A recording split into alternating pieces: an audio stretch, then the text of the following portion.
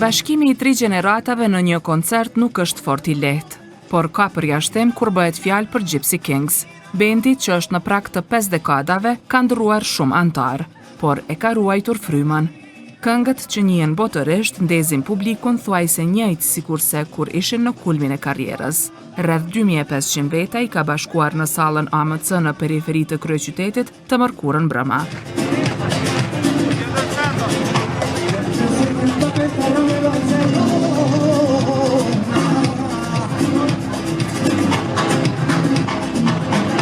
Interpretimin që ka zgjatur më shumë se 1 orë e gjysmë e ka nisur me të famshmen Oj.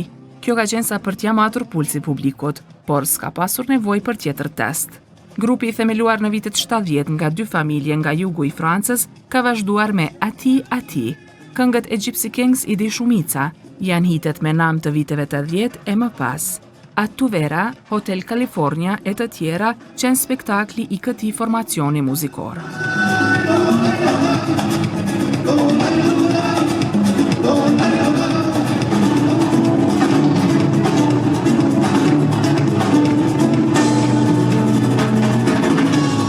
Publiku s'ka pushuar së vallëzuari sikurse në një koreografi të mirë menduar, por është muzika e Gypsy Kings ajo që e bën të veten. Është muzikë zemre, siç tregon edhe bashkëthemeluesi i bendit, kitaristi Diego Bayardo, tash edhe producent. Beaucoup. Et je m'attendais pas à avoir un public comme ça ici.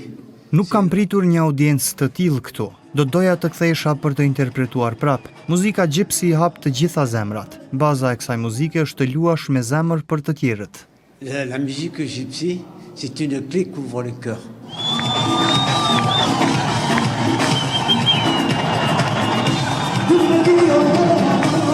Është formacion që s'u duhet pauza. Antarët qëndrojnë në të njëjtin nivel që nga fillimi deri në fund. Në një sallë me akustik më të përshtatshme do të tingëllonte edhe më mirë. Gypsy Kings kërkohet gjithandej botës dhe misioni i grupit është t'i bashkojnë njerëzit nëpërmjet muzikës. You know, I'm not gypsy, but it's very particular to work with a gypsy band. Është shumë e veçantë të punosh me këtë band. E shikojmë njëri tjetrin në sy dhe kuptohemi qartë.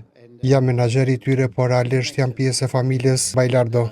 Nga këtu do të shkojmë në Rumani, Brazil e më pas në Meksik. Është e veçantë të shohësh se si njerëzit e din këngët dhe ata që s'kan qenë të lindur kur grupi ka nisur të mbajë koncerte.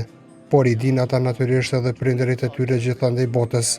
Ata s'mund të ndalojnë së interpretuari. Nuk është e vështirë të punohet me ata pasi kanë audiencë nga më i riu deri te më i vjetri.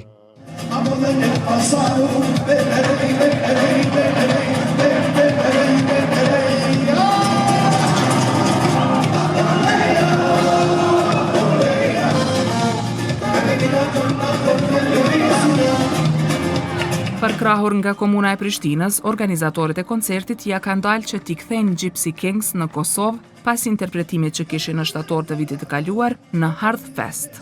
Gypsy Kings janë një band shumë i madh, është band organizator dhe kena po interesimin që ka kryesisht për këtë zhanër që është pak më ndryshe se koncertet që bëjmë çdo ditë dhe se evente të tjera.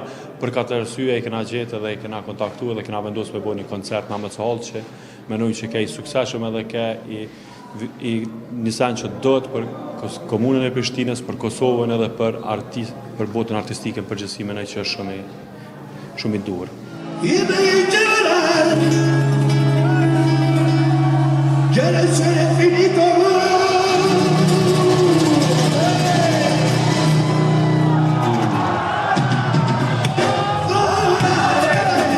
Hitet si Bailame e Gjova qenë pjesë e performancës me listë prej 19 këngësh e instrumentalesh. Për gjeneratat pak më në moshë, shkaku i nostalgjisë, të rinjtë e grupit s'kan tingëlluar sikurse themeluesit. Por atmosfera në këtë koncert nuk ka munguar. Mjeshtrit e bendit janë duke ja dalë që muzikën e shpirtit t'u lënë trashëgimi të rinjeve në band, ashtu siç e shohin vetë si muzikë të zemrës.